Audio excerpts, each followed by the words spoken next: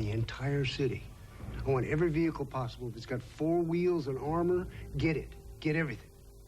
Sam Shepard plays Major General William Garrison, the man overseeing the mission in which US Army Rangers and Delta Force commandos were trying to capture 2 lieutenants of a Somali warlord. When 2 US helicopters are shot down, the operation is thrown into disarray. He is hit. The filmmakers strove for authenticity. The actors were sent to boot camp to learn how to handle their weapons. The Pentagon supplied military hardware, and real US Rangers were on set to advise the cast. You're seeing a movie that is enormously accurate as far as not the actual event, because we certainly had to change things, but the movements of the military through the event. Based on the bestseller by Mark Bowden, the film is less concerned than the book in making any comment on American interventionist foreign policy. It's more preoccupied with taking the audience into the heart of the action. Just being here on the set and watching them reenact this incredible raid that happened with the helicopters coming in and the men jumping off the helicopters and the Rangers fast roping in off of Blackhawks, it's a very powerful image.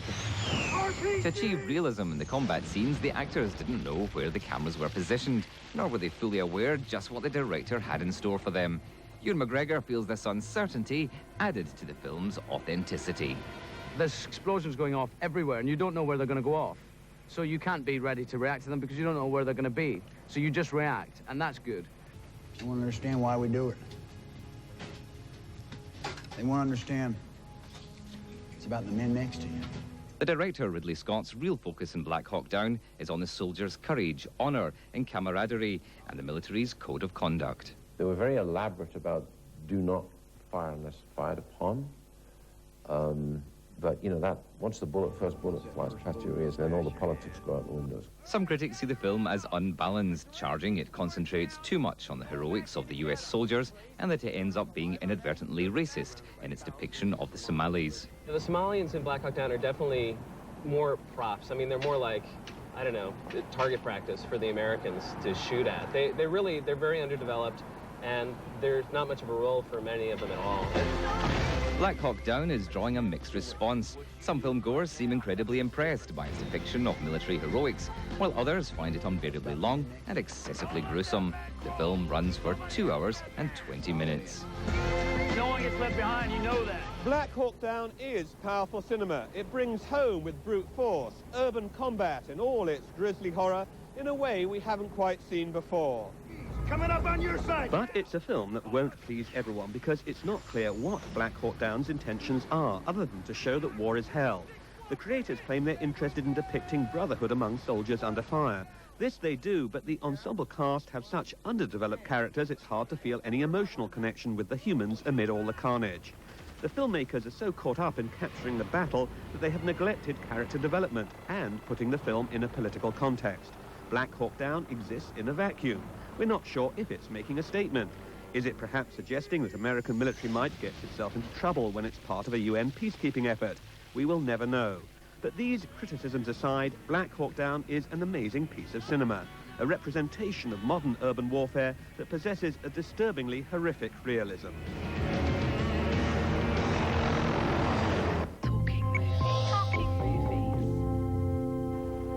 In June 1988, at a New York hospital not far from where I'm standing, the Puerto Rican-born poet and playwright Miguel Pinheiro died at the relatively tender age of 41. Pinheiro endured hardship in his early years before becoming a celebrated figure. Drug and alcohol abuse led to his downfall. Benjamin Bratt portrays the poet and playwright in the new biographical picture Pinheiro, as Laura Metzger reports. It's not like we go into the homes of the rich and we walk out with a silver ashtray. Nah, we go in and we walk out with something better, their attention. The creators of Pinheiro knew bringing the troubled playwright's story to the silver screen would require an actor able to portray Miguel Pinheiro's many faces. A street crook and drug addict on one hand, an impassioned voice for New York City's oppressed Puerto Rican community on the other, Pinheiro died of cirrhosis of the liver in 1988 at age 41. It's the first time a Puerto Rican playwright cleans up at the Tonys. You know, we have been cleaning up and down this town, you know, in your offices, fine hotels. Benjamin Bratt, the clean-cut former star of the American TV drama Law and Order, probably wouldn't be a filmmaker's first choice for the role, and even the actor says he was reluctant to take the part. I hesitated because I didn't quite hear the internal voice, and I need to be able to feel that in order to believe that I can accomplish the role. Even with that hesitation, though, I wanted to meet the director, Leone Chasso, because I just thought he wrote such a tremendous piece of work, and proceeded to tell him of my self-doubt. He didn't agree or disagree, and it wasn't until months later that the job finally came about that he secretly thought the same thing, that I was completely wrong. And, you know, I used every lame, superficial excuse in the book when I initially told him what my feeling was, that I was too tall. You know, I was a good 1.5 feet taller than the man, that I was from the West Coast, he was from the East Coast. You know, he's of Puerto Rican descent, I'm of Peruvian descent. Nothing that really made a terrible amount of sense. But I'm glad ultimately I didn't talk him out of it, because I, to date, feel like I have had the best role I've ever had in my life. Was there a turning point or something, or did you just slowly start feeling you could identify with it and you could really tap into this character? Well, the fact of the matter is that I just couldn't stop thinking about it. But the thing that pierces right through the piece in the film as well is the power and the beauty of the poetry of Miguel Piñero. And that's something that I couldn't stop wanting. I wanted to say the words. I was desperate to say the words. He died seeking the cause, and the cause was dying seeking him, and the cause was dying seeking him, and the cause was dying seeking him. He wanted a color TV. He wanted a silk-on-silk suit. He wanted the cause to come up like the Mets and take the World Series. He wanted to want more wants, but he never gave, he never gave, he never gave. He never gave his love to his children. He never gave his heart to his people. I can imagine portraying a real-life character as opposed to taking on a fictional character. There must be an added pressure to doing that. Did you feel responsibility to Piñero's spirit or to family, friends? Yeah, there is an added pressure, because the last thing you want to do is, you know, do a poor impersonation of the person. It was the first opportunity as an actor, first of all, to portray someone who actually existed.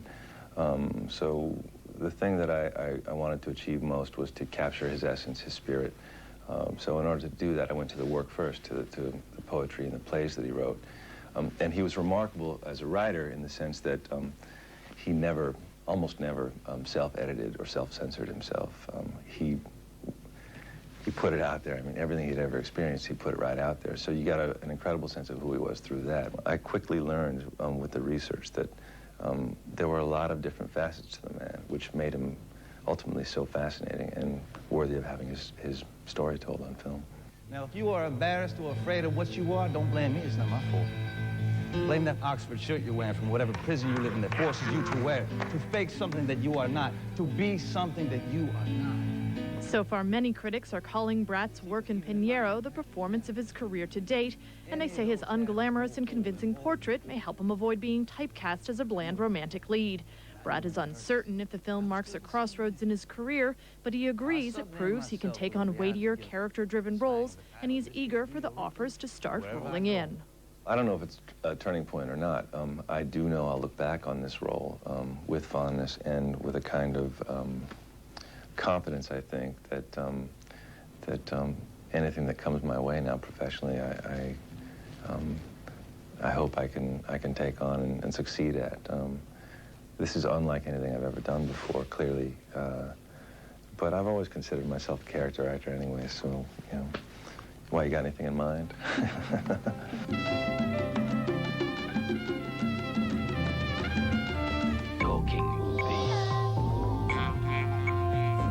Coming up in Talking Movies, a time travel romantic fantasy, Kate and Leopold. But first, here's Richard McCaffrey with a look at this week's top 5 films at the US box office. Tale of an exceptional family with an exceptional stellar cast, The Royal Tenenbaums at number 5. At 4, the pint-sized hero with big hair battles to save the day in Jimmy Neutron, Boy Genius. Steven Soderbergh's heist flick Ocean's 11 with George Clooney, Brad Pitt and Julia Roberts, now at number 3. At 2, Oscar buzz surrounds A Beautiful Mind. Russell Crowe stars as the schizophrenic mathematical genius John Nash. The American Film Institute's best film of the year, Lord of the Rings, is also the nation's biggest earner.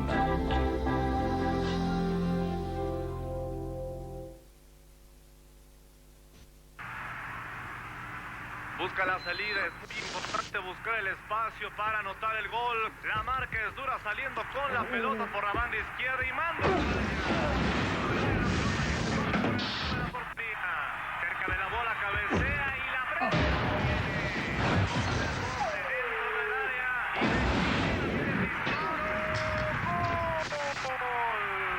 Corona, always at major events.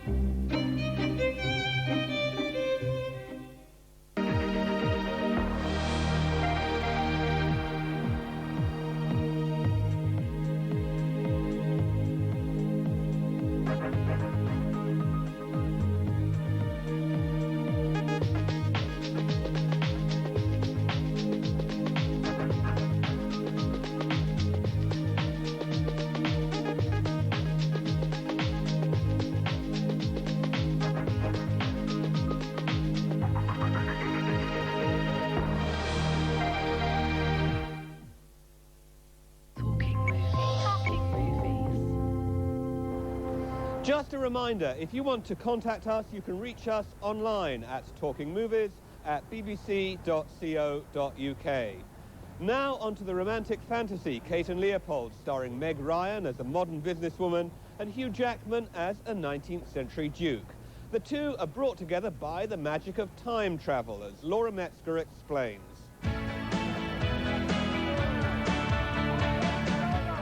Setting a romantic comedy in New York City is nothing new. In fact, this is Hugh Jackman's second Manhattan-based romance in less than a year after starring opposite Ashley Judd in Someone Like You. But geographic similarities aside, the Australian actor says Kate and Leopold brings a new twist to Hollywood's faded love genre.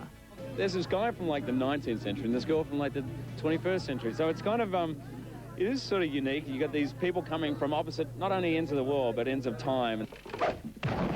Also no stranger to the New York romantic comedy, Meg Ryan says she's an advocate of the film's take on true love and destiny. I believe it, you know, for all the beautiful things it brings, all the challenging things it brings, I believe it is, we're ruled by it. Kate and Leopold kicks off in 1876, Old New York, when Leopold, the Duke of Albany, is being forced to pick a wife. Not eager to marry, Leopold is easily distracted. The stranger, played by Liev Schreiber, is an adequate diversion, and in a somewhat unlikely set of circumstances, both men are transported into the 21st century. That sure is not New York! I'm afraid it is. This is a fantasy. This is a movie which it gets harder and harder for people to buy into. Audiences get smarter. Audiences have seen lots of movies. And so it gets harder to make them suspend their disbelief. But when done well, people want it. They want to go on a fairy tale adventure, and that's exactly what this is. Waking up in modern-day Manhattan is, to say the least, a jarring experience for the noble man. Everything is strange and new, from the appliances to local customs, and the film trots out multiple fish-out-of-water scenarios. Are you going to remove that? Are you suggesting, madam, there exists a law compelling gentlemen to lay hold of canine bowel movements? I'm suggesting you pick the poop up and throw it away now. But what Leopold finds most intriguing is Stewart's ex-girlfriend, Kate, a marketing executive with no apparent tolerance for good old-fashioned romance. Now Leopold, in the film's purpose is clear: prove even the most cynical of women have a soft spot for male chivalry. She goes from this kind of head logic to her heart logic. You know, Leopold doesn't make any sense. He doesn't make any sense, and he's in fact everything that drives her nuts. So, and isn't that always sort of true about love, you know? Isn't it the person who pushes your buttons in all the great ways and all the awful ways all at once? And what she learns from him, yeah, is to trust her feeling and not her linear, logical thought. You speak French? Fluently. Ah, que ton visage est doux, entouré par la lumière de la lune. What did he say? How sweet your face looks, gently encircled by the soft moonlight. More than one American critic admitted they were willing to take a leap of faith and buy into Kate and Leopold's far-fetched premise. But unfortunately, it seems the film's story and the actors' chemistry lack enough spark to sweep both reviewers and audiences off their feet. That thing is a damned hazard. Just a toaster! When the General of Electric built it, he might have tried using it. That's not to say Kate and Leopold doesn't offer some smart dialogue and laughs. Just don't dig too deep into the plot. On the acting front, the ensemble cast of Schreiber and Breckin Meyer received high marks. And although Meg Ryan churns out her standard girl-next-door perkiness, it's Hugh Jackman who makes the most of his role, proving he has what it takes to be a romantic leading man in Hollywood. You have to go back. Don't you think it's time you tell me who you are? Talking movies. As I mentioned last week, tongues have been wagging over likely Oscar nominees. And when it comes to Sissy Spacek, they've been wagging quite a lot. Many think she will snag a nomination for her portrayal of a grief-stricken mother in the drama In the Bedroom. For the uninformed, here's all you need to know about her role and the film. In the Bedroom opens in idyllic surroundings in the summer in Maine. It chronicles what happens to a married couple when their only son is murdered. Without giving the plot away, the couple eventually engage in an unexpected act of barbarism. Tom Wilkinson and Sissy Spacek portray the couple. The son is played by Nick Stahl. She won't listen to me. Needs his head in school, not in her. She probably loves him. Girls always have. Matt and Ruth Fowler are the picture of professional middle-class respectability, but they behave in ways that are unimaginable when their lives are torn asunder by their son's death. You can't admit the truth to me or to yourself. You encouraged him. Are you saying that I'm the one responsible? I know what you think, that I let him get away with everything! The acting is really strong in this picture. Sissy Spacek shines. She found the screenplay from first-time director Todd Field full of surprises. It was not what I expected. When I started to read it, I thought it was one thing, and then it takes this incredible jarring turn and heads in another direction, and then it does that again. It surprised me, and it was very unlike anything I'd ever read. How did you work to connect with your character, this grieving mother who's actually quite angry as well? There were a lot of things about Ruth that I knew, but there were a lot of things about Ruth I didn't know, and I'm a parent, and I think that I have an understanding of that deep, abiding love that parents have for their children. And do you think, in a way, what makes this film particularly interesting is that you're one half of a married couple, and you seem like pretty civilized people, but you end up engaging in quite a barbaric act, don't you? Yes, we do. And, you know, you never know about human nature, though. You don't know what it takes for people to snap, and it's not... I mean, they're very civilized, and I think they're a very happy family. At least on the surface, that's the way it appears. That's the way it appeared to me. They thought they were happy. But who knows what evil lurks in the hearts of men. You gonna press charges? No. Well, what's to stop him from doing it again? Oh, did you hit him at all? Come on, tell me you hit him. Just so he doesn't do it again. I don't think I touched him. Ah, Jesus, Dad. So what are you gonna do? Take karate? Oh, that is not the problem. Mom, you know You can understand why Sissy Spacek has won so many accolades over the years. 5 Oscar nominations and 1 Oscar trophy for performances in films that range from Coal Miner's Daughter to Carrie. She has an amazing ability to convey a lot using a little. Watching you as an actress, I find that you really draw me in, and I feel that you're getting better as time goes by. Do you find the process of acting is getting easier for you as you get older, or do you still find it really tough work at times? It's a very freeing thing. I'm now beyond career moves. Now I'm being very selfish, and I'm doing things that I just can't live without doing. And it's a passion again, and it's a great gift. And I think because I've lived so much more life now, I feel things on a different level than I understand how high the stakes are now. Talking movies. Talking movie. Talking movie. Well, we'll be back next week with an early look at this year's Oscars race. As always, you can contact us online at Talking Movies, that's all one word, at bbc.co.uk. We welcome your thoughts and comments. Today, we're going to leave you with Tom Cruise running manically through Times Square in his film Vanilla Sky. So, until next week, from me, Tom Brooke, and the rest of the team here in New York, it's goodbye.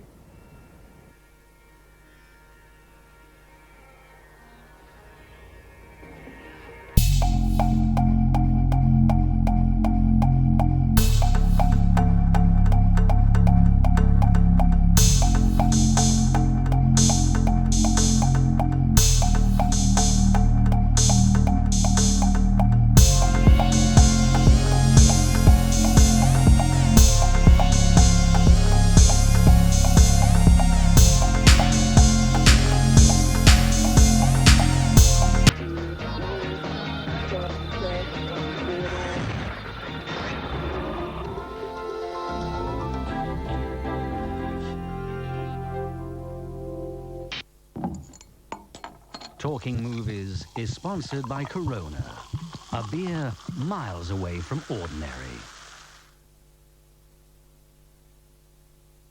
Every weekday on BBC World, Indonesian police have been taking a tougher stance. Asia Today covers the region's news. Anger seething on the streets of Karachi. And the people who make it. It's an ominous welcome for Colin Powell. In-depth reports from correspondents around Asia. Moves are afoot to bring back a head of state. Interviews with opinion formers. Do you believe that Afghans can actually unite behind a single leader? The news shaping the continent. Asia Today at these times on BBC World. Investigator. They know that bin Laden's associates are in contact with these people. Interrogator. Forgive me, but I'm talking to a politician. Reporter. Can you be more specific? Which country? Getting to the heart of global issues. Simpsons World at these times on BBC World. Breaking the news every hour. BBC News is next.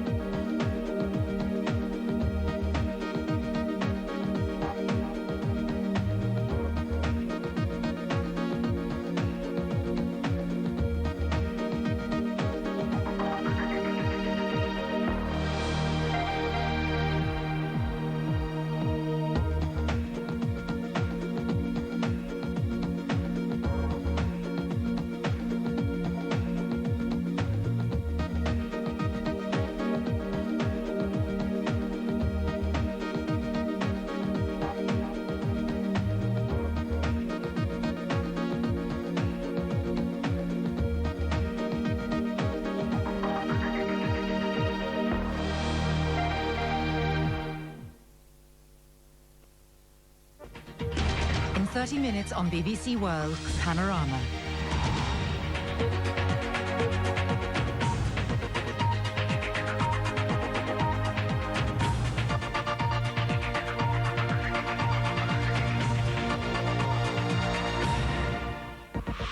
Ford Motor Company is about to announce swingeing job cuts.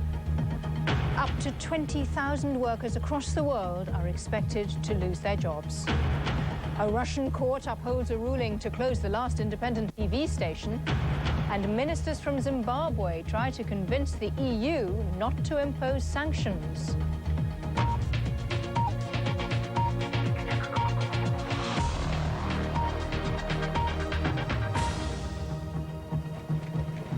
Welcome to BBC World News. I'm Nisha Pillay. In the next few minutes, the enormous motor company Ford is expected to announce swingeing job cuts. Up to 20,000 jobs could very well go. The company reported losses of more than $2 billion last year. Most of the cutbacks are likely to be in the US, but the company is also expected to look closely at its European operations. Earlier this week, General Motors announced it was cutting 5,000 jobs in the US. At the Detroit Motor Show, Ford's launching new products. But the new motto might as well be think big, but not too big. Ford executives survey the new Tonka truck, but behind the scenes, the troubled company's planning a big shake-up. One of the world's most famous firms will cut thousands of jobs to cut costs. It's losing money. So when does the new man in charge with the plan think profits will return? It isn't going to be quick. Quite frankly, we're looking at a 2+ year timetable. And it could be a little bit longer if the economy doesn't go on our side. And right now, I think you'd have to say the economy is not on our side. Pickup trucks and sports utility vehicles in North America are the problem. There was a safety scare over one model. And some of Ford's rivals have seemed to have more panache and trendiness in a crowded market. The next wave of 4x4 SUVs will be cars. Small cars with off-road capability plus style. Ford's moving that way, but not fast enough.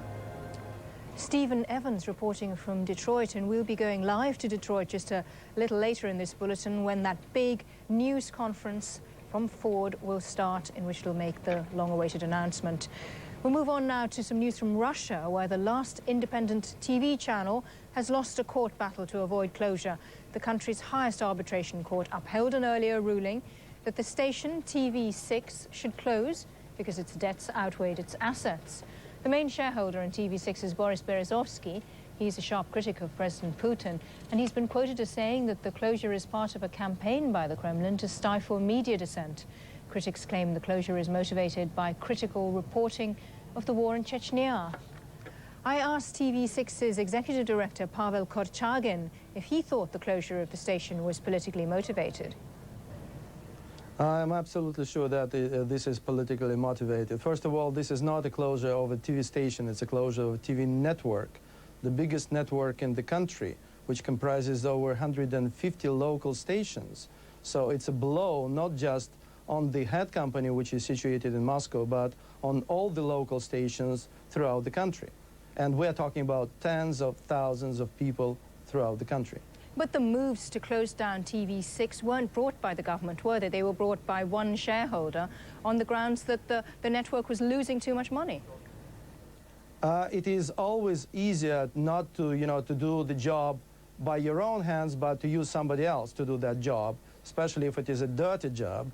That's why, one of the shareholders was used. But I don't think these shareholders really wanted to be, in that position. But probably it was forced to be in that position. I'm not defending this shareholder, but anyway, in this country you have to understand an event of this magnitude could not have happened without at least very solid approval from the top. What will be the impact then of the closure of TV6? The immediate impact is that lots of thousands of people, as I said, in Moscow, in lots of cities, in 400 cities around the countries will be out of work. But this is not just, the end of the impact. The continuation of the impact is that the TV viewers would be, they won't be able to have an alternative viewpoint on television. What kind of feedback have you had from viewers so far? What kind of feedback have you had from viewers so far? I haven't had any feedback from viewers so far because I have been, in these legal conferences and giving interviews all the day. And but we have numerous calls, especially from the cities. We had lots of support, and there was an extreme support to our cause throughout the country. And despite all this support, the authorities decided to close it down, because for them it is easier to close down a channel which potentially, and I underline that, which potentially can be critical of the regime. In Moscow, that was TV6's Pavel Korchagin. Ministers from Zimbabwe have begun meeting European Union officials in Brussels. The EU is threatening to impose sanctions against Zimbabwe and its government. International pressure is mounting against Zimbabwe because of new legislation granting the police sweeping powers to crack down on the opposition ahead of presidential elections in 2 months' time. The BBC was banned from Zimbabwe last year, so our Robert Parsons has this report from London. President Mugabe has pressed hard for these new laws, and now he has them. International condemnation has been swift in coming. We can't continue to tolerate this huge abuse of human rights, and indeed this week's legislation which will ban all free media, which will stifle opposition. You can be arrested for going around saying anything that can be interpreted to be against him. So how can you have an election in those circumstances? We're not allowed to send monitors there. The United States are imposing sanctions. I believe the Commonwealth will seriously consider suspending them now, and the EU could kick it off on January the 28th after this meeting in Brussels today, and I very much hope that that's what will happen. Farm invasions have been going on for almost 2 years as President Mugabe's land reform program redistributes white farms to black Zimbabweans. The opposition Movement for Democratic Change claims a campaign of terror led by the government is attempting to intimidate its supporters. It's counting on the EU for help. I believe that the EU is well briefed about the situation in Zimbabwe, and that they will do everything in their power to be on the side of the people of Zimbabwe. There needs to be a stepped-up action from the softly approach through targeted sanctions to comprehensive sanctions. The Public Order and Security Law will make it illegal to criticize the president and allows the police to ban demonstrations for up to a month.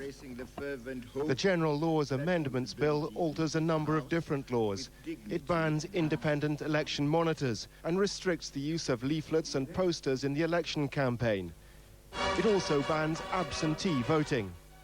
Robert Parsons, BBC News. Let's get the latest from Brussels now, where that meeting with Zimbabwe ministers is going on. Janet Barry is there. Over to you, Janet.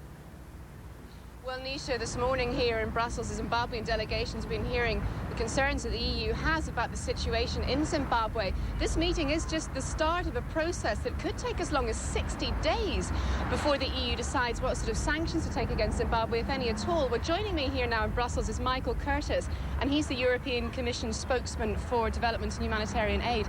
Michael, specifically, what sort of options are open to the EU as regards Zimbabwe? Well, we don't have a magic wand which we wave and solve all the problems in Zimbabwe. What we're engaged in now is a process where we are portraying our concerns on the situation in Zimbabwe to the government. A ministerial delegation has come to Brussels today, and it's an opportunity for us to tell them what our concerns are, and also to ask, importantly, the Zimbabweans, what remedies they're going to take to solve the problems. What remedies they're going to take, but presumably things have gone too far already? Well, things have gone very far. We've been concerned about the situation now in Zimbabwe for a number of months, even years. This is a very important meeting in the sense that now we are getting to a point where we're quite exasperated. We're losing patience with the Zimbabwean side, and this is a chance for them to make amends. It's not too late, and this is the message we're putting across to them today. One of the options that some people have mooted, have mentioned, is the suspension of development aid to Zimbabwe. How much is that development aid worth? And what would it mean if it was suspended? This would hurt the poorest of the poor, presumably. Well, exactly. That's part of the predicament that we're in. The amount of aid that we are now giving to Zimbabwe is at the level of €5 million per year, which isn't very much. However, in the pipeline for the coming years, there is €128 million, which would be available. As you mentioned, the money we're giving is going to the poorest, most vulnerable sections of the population. It's going for education projects, for health, for HIV/AIDS. So we would be reluctant to suspend this aid. How much of a stick does the EU have to beat Zimbabwe with? How important is the European Union supporting Zimbabwe? How much is it worth to the people there? It's not so much of a stick to beat the Zimbabweans as we are involved in a dialogue with them. We have a partnership agreement with Zimbabweans and our other partners throughout the world. I have to say that in some ways it's better to speak of a carrot. There is a large lump of development aid which would be available for the next 5 years. And it's whether that gets signed or handed over depends on what happens in Zimbabwe in the coming months and what happens in our dialogue with them. What do you say to those people here who say this has all happened far too late? The European Union's foreign ministers said that this process should begin in October. It's only starting today. It could take 60 days right up to those elections in March. Well, 60 days is the deadline. It could be over before then. Again, it partly depends on what happens at the meeting today and in the coming weeks. We've been expressing our concern and worry about the situation now for some time. But, of course, in the end, Zimbabwe, it's up to the government to run their country, and we can only express our concern at this point. Michael Curtis from the European Commission here in Brussels. Thanks for joining us. This meeting is expected to continue for another couple of hours yet. Back to you in the studio now, Misha. Janet, thank you so much for joining us from Brussels. US troops in southern Afghanistan have sealed off the border with Pakistan near the town of Spin Boldak. They've also begun disarming local Afghans. US and Afghan troops arrived in Spin Boldak from Kandahar for what's believed to be an intense search for remaining Al-Qaeda and Taliban fighters. Earlier, the first group of about 20 Al-Qaeda and Taliban prisoners left for Cuba. They're going to be detained at the US base there at Guantanamo Bay. Human rights groups have expressed concern at the treatment of the prisoners. Security was so strict for their departure from Kandahar that there were no TV pictures of the 20 suspects, hooded and in chains. Instead, hundreds of US Marines ringed the base as the transport plane took off for the long flight to Cuba. Gunfire was heard on the edge of the base, a former Taliban stronghold, a reminder that even at their strongest, the American and Allied forces remain vulnerable. I do not think last night's operation is going to affect the speed with which we move detainees out of here one bit. Quite simply, these were two isolated incidents, and we are going to continue, as the Secretary of Defense has said, to move these detainees to Guantanamo Bay, Cuba, because that's where they belong and not here. The US base at Guantanamo Bay on Cuba is where they'll be kept for the foreseeable future. This defiant little piece of America on the southeastern tip of communist Cuba has been prepared to hold some of the more than 300 Al-Qaeda and Taliban suspects the Americans have in custody. Human rights organizations have questioned the conditions in which the detainees will be held behind barbed wire. There are also concerns about the prisoners' rights if tried by military courts.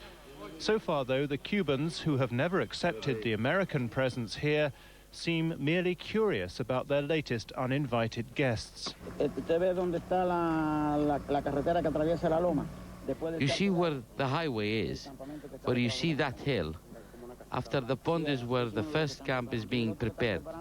And the other camp that they are preparing is behind some little houses and the hill. On the streets of the Afghan capital, Kabul, where troops from the British-led security force have been making their first joint patrols with local police, Friday should see the removal of all other armed groups from the city, a vital step in reassuring the city's long-suffering civilians. Jim Fish, BBC News. In Madagascar, the main opposition candidate in presidential elections, Marc Ravalomanana, has called for a halt to widespread anti-government protests. Tens of thousands of his supporters have been demonstrating on the streets of the capital for almost a week, ahead of official results expected to give him victory. But unofficial government figures say he can't avoid a runoff contest with the president, Didier Ratsirac. The High Constitutional Court is due to announce the official results later this month. Foreign exchange markets in Argentina have opened for the first time in 3 weeks. Violent street demonstrations and looting forced them to close. The national currency, the peso, is being traded for the first time since it was devalued by around a third earlier this week. The dollar was trading at 1.6 pesos at the start of businesses. Riot police, meantime, fired tear gas to disperse further protests Friday against Argentina's economic crisis. It started as a huge demonstration outside the presidential palace by people who've lost their savings, their jobs, and any hope for the future, and turned into a riot as the night wore on. In this bankrupt nation, the only state workers being paid at the moment are the police, and they are certainly earning their salary. 40% of this country's population lives in poverty, there is now the very real possibility of social as well as economic chaos. We are just expressing our anger here. And frustration. Yes, of course, frustration. But I think that in the end, politicians have to listen to the people. The ornate boulevards of this once proud city resembled a war zone as protesters fought pitched battles with the police. This crowd is venting its anger on the people it believes are responsible for the country's problems, the politicians. After years of mismanagement and corruption, for some, the patience is clearly running thin. Banks which have withheld people's savings bore the brunt of their fury. And as the clean-up operation began a few hours later, the nation prepared for further damage to its economy. David Willis, BBC News, Buenos Aires. Coming up in this programme, flying in the face of Western opinion, New Zealand slashes its defence spending. Stay with us, we'll be back after this short break.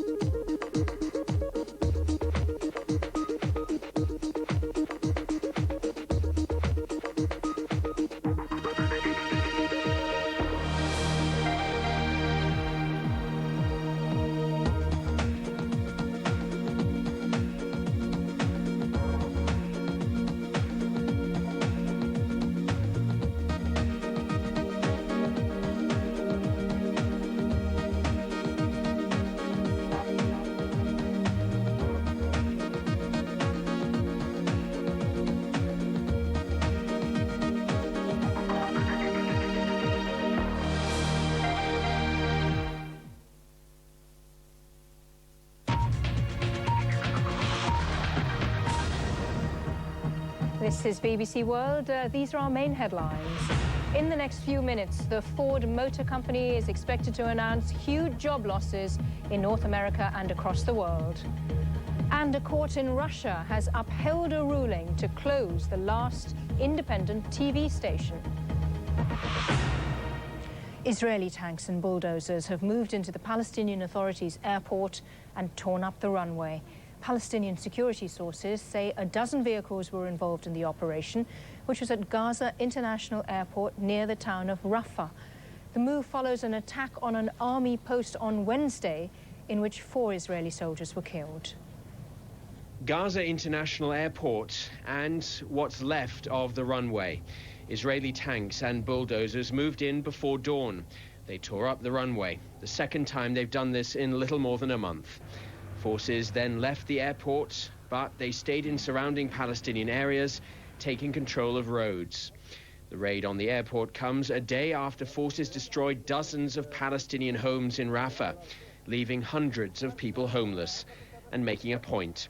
For every Palestinian attack, there will be an Israeli response. The Israeli actions follow an attack on an Israeli army post on Wednesday, an attack which killed 4 Israeli soldiers. The army's actions also follow the discovery last week of a shipment of weapons in the Red Sea. The Israeli government says the weapons were destined for the Palestinian Authority, a charge denied by Palestinian officials, but now backed by the United States. And for the moment here, the pattern of strike and counter-strike is taking over from the give and take of diplomacy. James Reynolds, BBC News, Jerusalem. We're going to go live now to Detroit, to the headquarters of the Ford Motor Company, where Chairman and Chief Executive Bill Ford is announcing the company's restructuring plans. We also pursued strategies that were either poorly conceived or poorly timed. We strayed from what got us to the top of the mountain, and it cost us greatly. And finally, we just didn't execute on the basics of our business. These problems didn't happen overnight, and they're not going to go away overnight. but we understand them now, and we have an aggressive plan to address them. Our revitalization plan is focused on getting back to the basics and executing on the fundamentals of our business. First and foremost, we must improve our quality.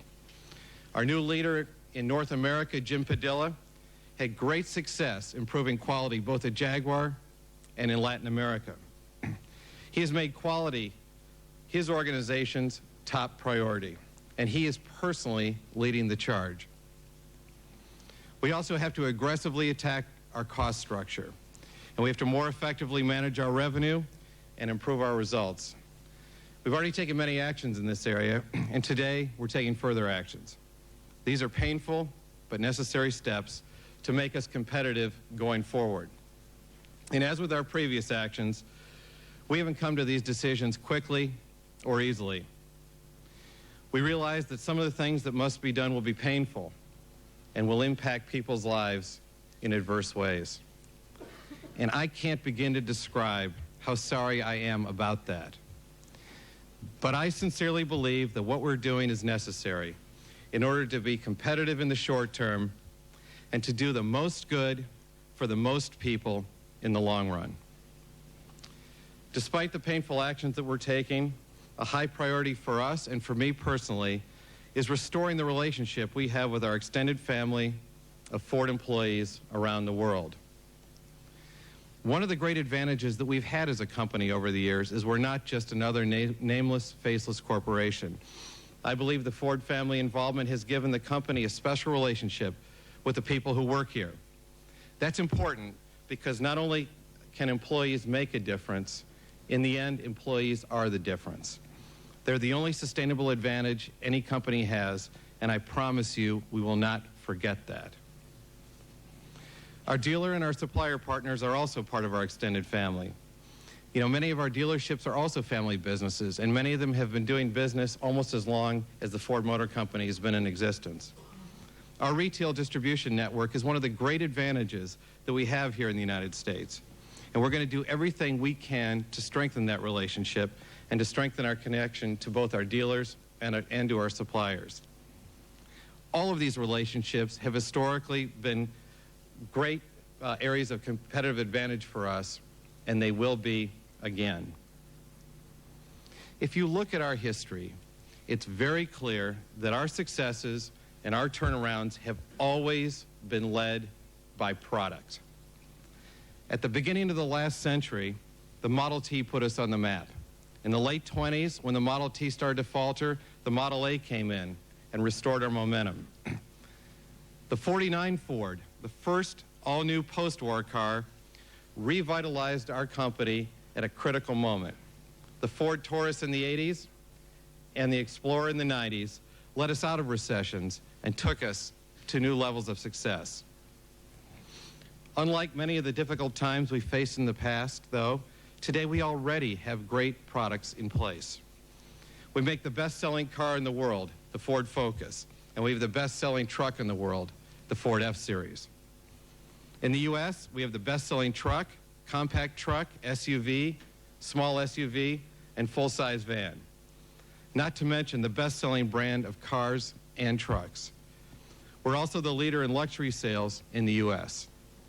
In Europe, we've launched a string of successful new products, including the Ford Focus, Mondeo, Galaxy, Transit, and most recently the Fiesta.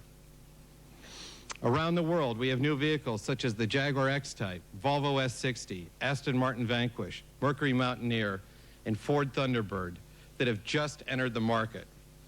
And others such as the Lincoln Navigator, the Land Rover Range Rover, the Mazda 6, and the Volvo SC90 that are joining them. We know that we can't cost-cut our way to a product-led recovery. You can be sure that we'll address our cost concerns, but we'll do it in a way that protects our key product programs and maintains an extremely strong product cycle plan. Great products made us who we are, and they're going to take us where we're going. We own the strongest portfolio of automotive brands in the world, and we're going to leverage those brands and maximize their potential. No other company in the world has a lineup like our premier automotive group, and we're going to take full advantage of them. We're also going to concentrate on polishing the Ford Blue Oval, one of the most valuable and widely recognized brand icons in the world. We need to get it shining brightly again because the Oval is our core high-volume nameplate. It's also our identity. I can sum it up for you very simply. Great products are who we are and what we do. It doesn't get any more basic than that. Getting back to basics doesn't mean we're going backwards. It means we're going to provide the highest levels of quality and value to our customers. And those are timeless fundamentals. They're really the price of entry into the market. We've got to get them right. But we're also going to apply innovative technology to our core business, to differentiate ourselves and to grow our business, and to make our products acceptable not only to customers but also to society. We're going to put passion, excitement, and fun into our products too, because those are part of any great automobile. I talk a lot about the past at Ford, and it's not just because our centennial's in 18 months. I look at our past because we are a great company with an incredible heritage. We've survived 100 years in a very tough business. Ford Motor Company's Bill Ford there, and we're expecting news of the restructuring, but meantime we've got BBC's Aruna Iyengar here. Big emphasis on new products. That's right. What he's actually saying is that they're wanting to focus on their existing brands, the Ford Focus, its bestseller, the truck, the Ford F-Series. What he's saying at the moment is we've not announced any job cuts yet. That's to come later on in this press conference. But what he's saying is we should strengthen the brands. He has already said, though, the cuts will be painful and they will be necessary, and he's already apologised. Bill Ford has actually already said sorry to his employees and to the network of dealers, because we obviously are going to see bad news to come in this press conference that we're seeing right at this minute. Briefly, Aruna, they're under a lot of pressure to improve profits quickly, aren't they? They are. I mean, this is a complete change around in Ford's fortunes. I mean, a year ago it was reporting $6.6 billion of profit. So, thanks, Aruna, and that's all we've got time for in this program. Thanks for joining us.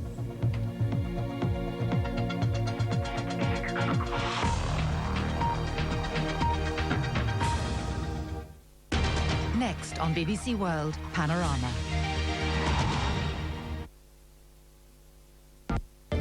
From Manila to Madrid,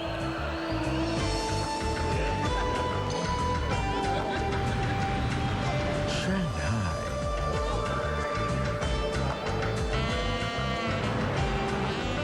to Santa Monica,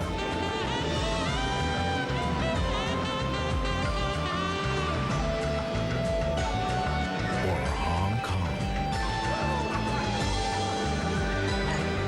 to Ho Chi Minh City.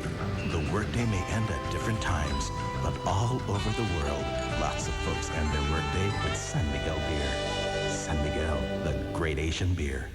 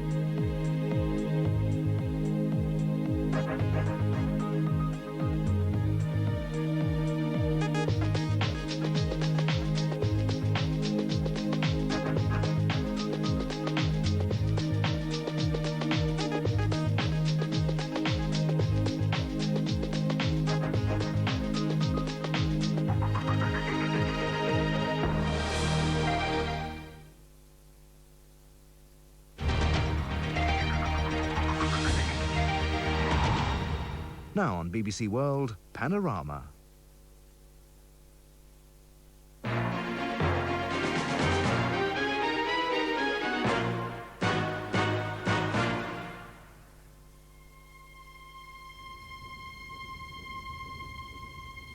No police officer wants to shoot. No police commander wants to be involved in a shooting where someone dies.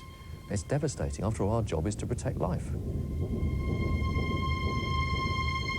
If the only tool you have is a hammer, you tend to think of every problem as a nail.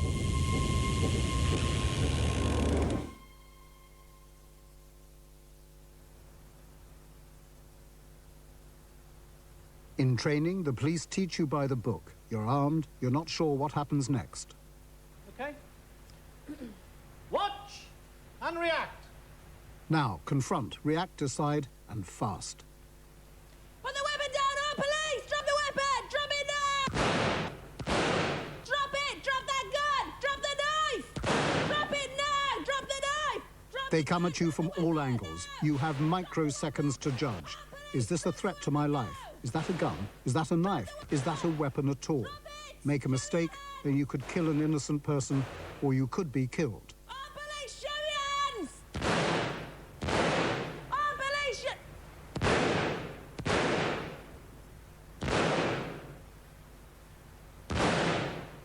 stop edge! In this demonstration, instructor Jane Kembury takes the decision to shoot a woman armed only with a knife. Perhaps she could have backed off, tried negotiation, but the book says, shoot to stop. Why did you shoot her? She's very close to me, and she's posing what I perceive to be a life-threatening threat to me. What? And with that knife? Absolutely, if she throws that at me.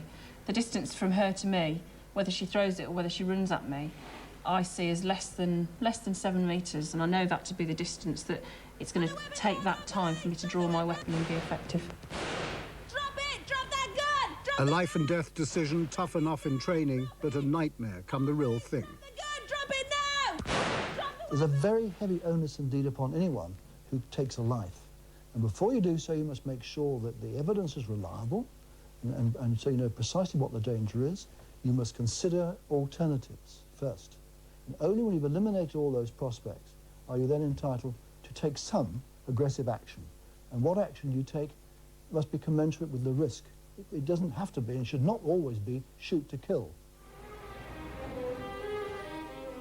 In England and Wales, someone has been shot by an armed policeman on average every 8 weeks. A third of those people die, 2 in the last 5 weeks alone. Many are innocent of serious crime, others are mentally ill, yet the rules force our police into a situation where death is often inevitable. The training is to shoot to incapacitate. So in other words, you shoot at the bulk of the body area, the trunk area, and not invariably, but in a very large number of cases, of course, that will result in death, yes. Does that worry you? It does, and it did at the time, and I think it worries a number of officers. Before 1983, police firearms rules seemed to owe more to the OK Corral than Scotland Yard. Then suddenly, it changed. Shootout in Kensington tonight, but have the police gunned down the wrong man?